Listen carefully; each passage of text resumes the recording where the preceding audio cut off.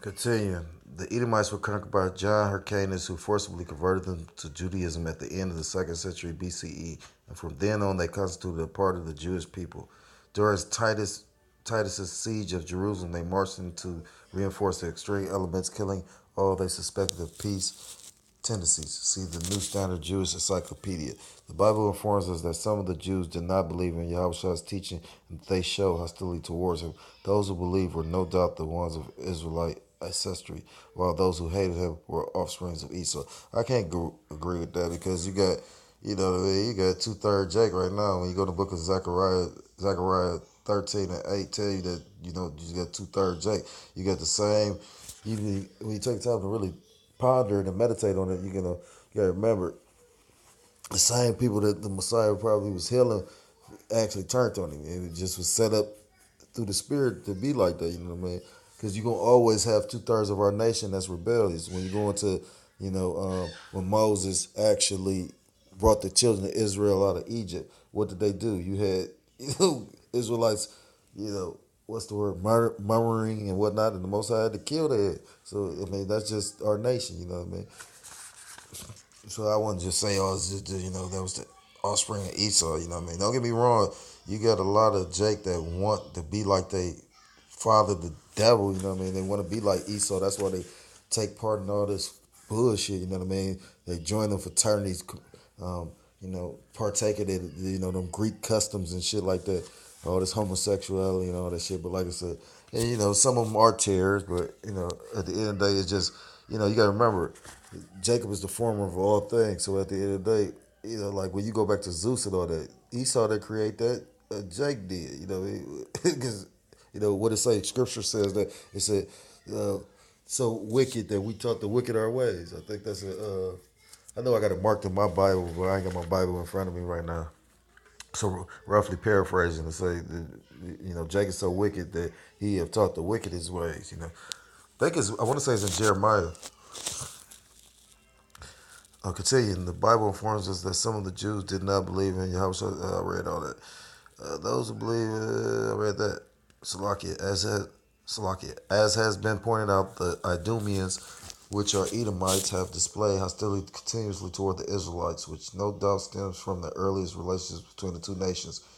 H. G. Wells, in his outline of history, gives us a clear understanding about the ethnic groups make up modern Jewry today. He shows in his research, as given by Josephus, that on one occasion, the Idumeans being conquered were all forcibly made Jews. Wells' research also points out that there were Arab tribes who were Jews in the time of Muhammad and a Turkish people, Khazars, who were mainly Jews in South Russia in the 9th century. Judaism, says Wells, is indeed the reconstructed political idea of many scattered peoples, mainly Semitic. Another source regarding the conversion of the Khazars is according to Jewish Encyclopedia, Volume 4, page 1, 1903. It states that the Khazars, a people of Turkish origin whose life and history are interwoven with the very beginning of the history of the Jews of Russia, converted to Judaism in 740 AD. 4,000 Khazars and their king Bulan accepted Judaism, and that's where most people, like when you go into the book, the 13th tribe, it explains and breaks down their history. And also, I love that. Like, I wish I could come across a copy of that Jewish encyclopedia because it basically tells you. I mean, Esau is exposing that, but at the same time, when it went into the as far as the Turkish. It says, I'm gonna reread it. It states that the Khazars, a people of Turkish origin whose life and history are interwoven with the very beginning of the history of Jews of Russia. So when you got those Russians, that everybody thinks the Russians are solely different people from the fucking like these Edomites that started America and the Edomites in you know Europe and all that. They all the same fucking people. The Edomites in France. You know what I'm saying? Continue.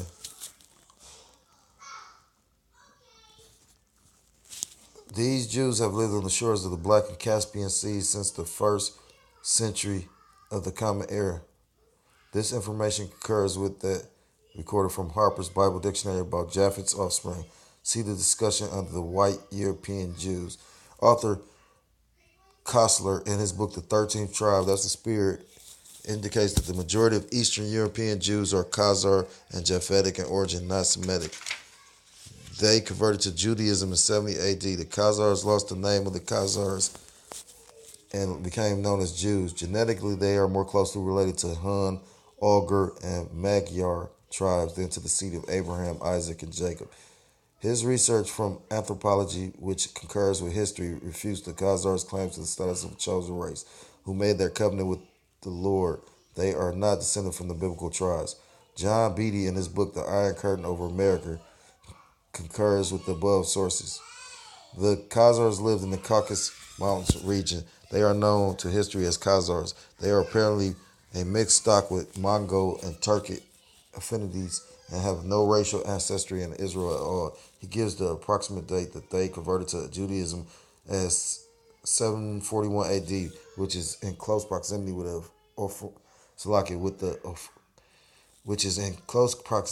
the aforementioned sources.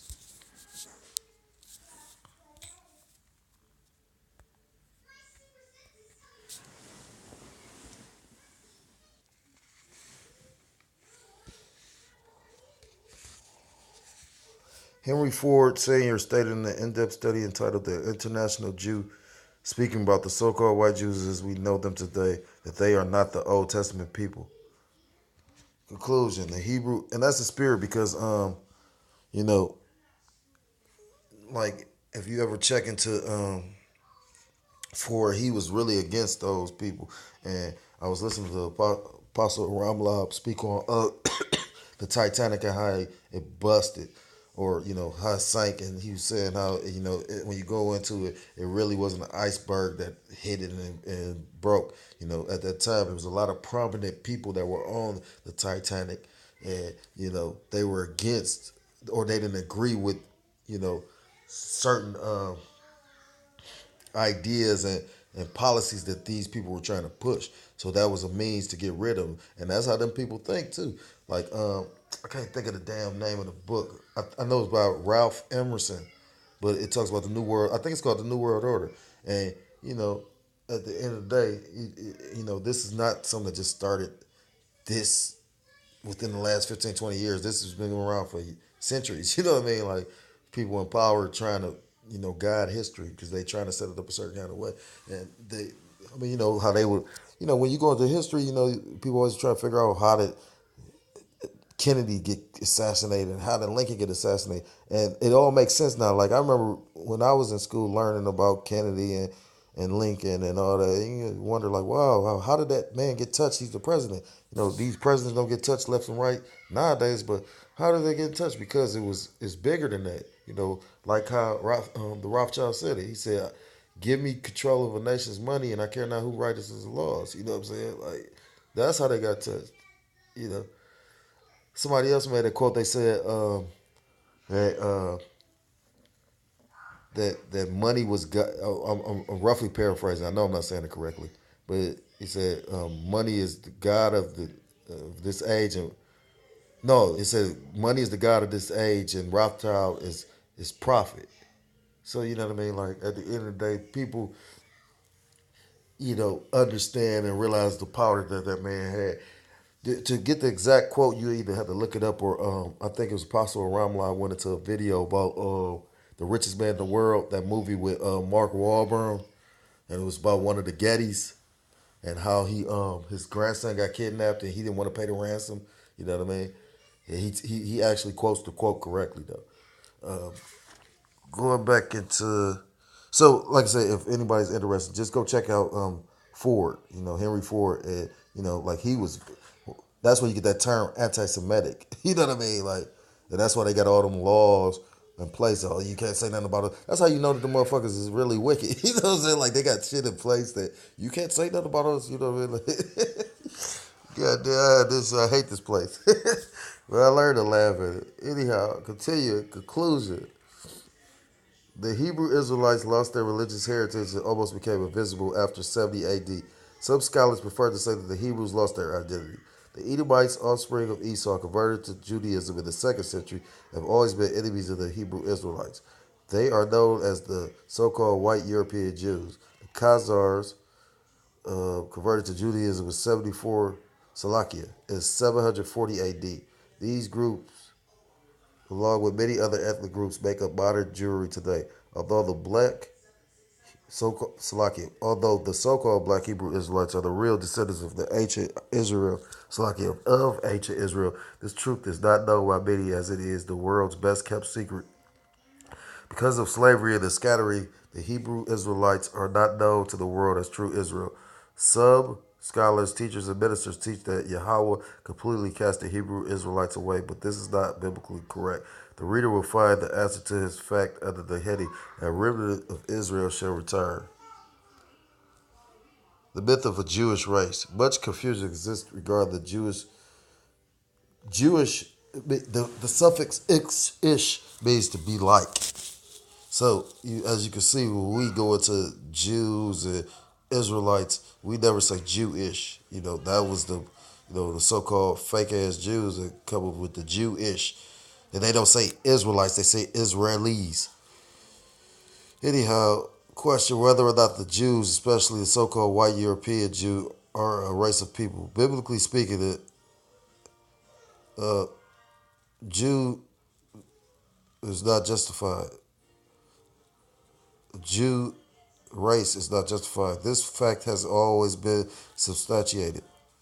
Because the Bible is our main source of the history of the Jews, it will be impractical to list numerous sources to substantiate the claim. To do so would not clarify the subject but tend to confuse the reader. Scientists contribute to the race question in modern science. I might just skip this. Salakia, bear with me for a second. Yeah, I'm going to skip that.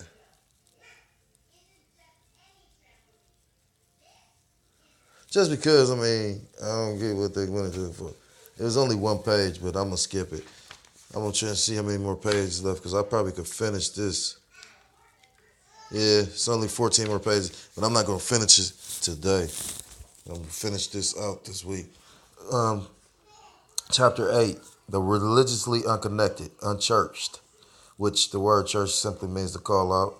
Within the past decade or longer, the problem of the religiously unconnected people not belonging to or connected with an organized religious body has become a grave concern for the clergy. The widespread use of the word unchurched and its implications for the future generations as well as the present encourage me to give some biblical explanations for the reason the problem exists. It is not the aim of this book to present a comprehensive discussion on the subject of the unchurched with statistical data according to the different parts of the world. To do so will require a book written about the subject. Therefore, this discussion is limited to a biblical explanation as to why many people do not attend houses of worship today. Yeah, I probably could read this. The reader who desires to do research on this subject is in this Slack. The reader who desires to do research on this subject, in addition to the biblical explanation, should consult other sources on this subject. One good source is a book entitled The Unchurched by J. Russell Hale. Many churches, synagogues, and tabernacles have closed their doors and sold their properties because of this great falling away from organized religion, which we, as brothers in this thing of ours, in this faith, don't believe it. Like I said, I just went into the actual meaning of the word church. It just means to call out. So when two, like it says in scripture, when two or three are gathered in my name, there I am in the midst. So, a building doesn't define a church. There's multiple scriptures that speak on that. Anyhow, and religion, like these are the laws, statutes, commandments of our power, Like this is our, as far as religion what goes to the word religio means to bind, and that's why a lot of people are bound to these churches because although you had a great falling away, you got a lot of people that's bound and being misled by these churches. You know what I mean? Continue. With the advent of people staying away from the religious services, a decline in morality seems to have become more evident. This leaves questioning, which was all prophesied. You know what I mean? Messiah said that out of his own mouth. He said the world would wax colder and colder. This leads, quote, questions to be answered such as, could it be man's disrespect and inhumanity to man because of of his emptiness? Could it mean that religious institutions have failed to provide the spiritual stimulations which people need? Could it be a lack of interest or disrespect for organized religions because of hypocrisy? Could it be the signs of the times? uh, that is fulfillment of Bible prophecy? My answer to these questions is in the affirmative.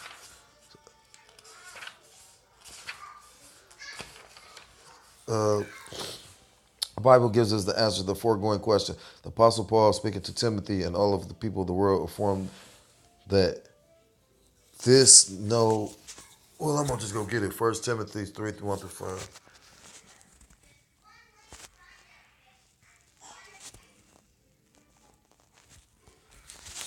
Say, this is true, saying, if a man desire the office of a bishop, he desire a good work.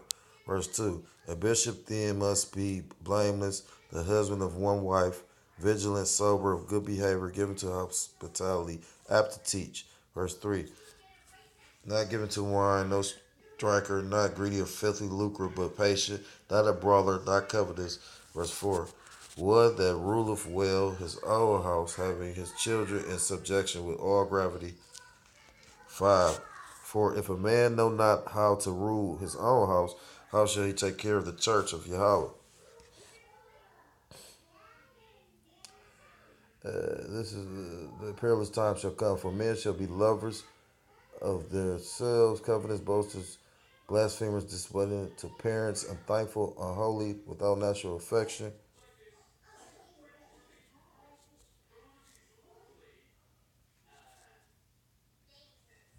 That's weird.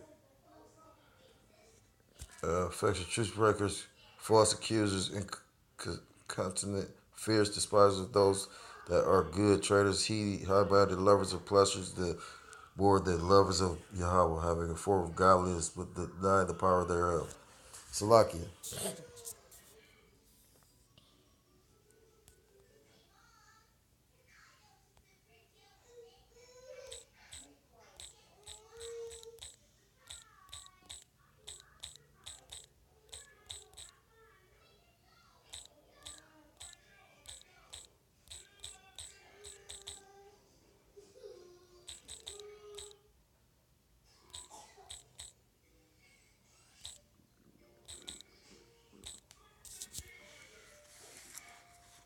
Second Timothy. It's all kind of it's all kind of I should have figured that out.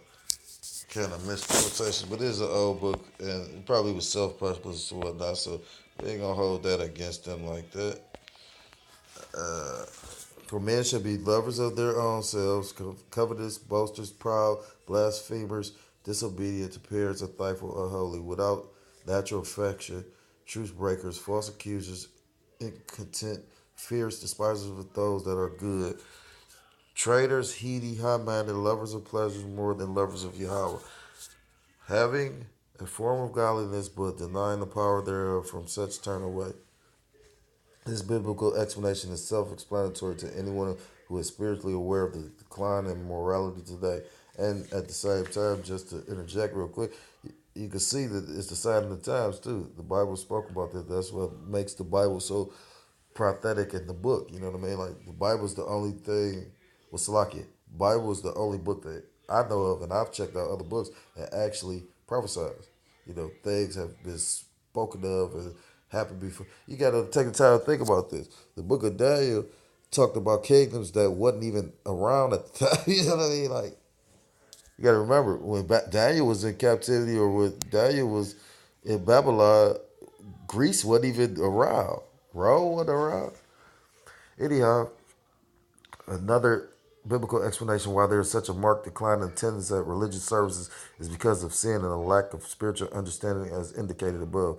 For the time will come when they will not endure sound doctrine. I'm going to probably end this on that note because let me get that and say, for preach the word, be instant, in season, out of season, reprove, rebuke, exhort with all long suffering and doctrine. This is the point. For the time will come when they will not endure sound doctrine, but after their own lust shall they heap to themselves teachers having itching ears. Verse 4, they shall turn away their ears from the truth, and shall be turned into fables.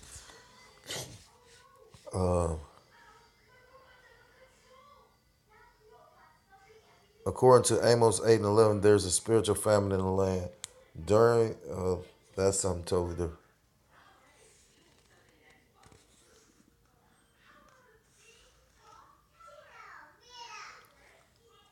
And I'm gonna stop there. I'll probably continue next time because I'm gonna finish this book out because it's going into the author's personal testimony. And at the end of the day, like I said, I just wanted to read that part because, like I said, she made multiple statements, but at the end of the day, it's just a sign of the times. It was all prophesied. So at that, I hope the lesson was somewhat edifying. I hope it was edifying. Period. And with that, I want to give all praise, honor, and glory. Call halal Yahweh by Hashem, Yahweh Shah by Hashem, Arachah Kodash Barakatham. Double honors to the apostles and elders of Great Millstone. Peace and salutations to the Akim around the four corners of the earth, pushing the truth with faith and sincerity. Shalom to the Akim, the Akwath out there listening and learning, trying to be built up in the spirit. Shalom to the confusion of face brethren out there that we're hoping to join onto our ranks. And once again, shalom, shalom. Until next time, Adawam Ratazah. Till next time, shalom and a ball, ball.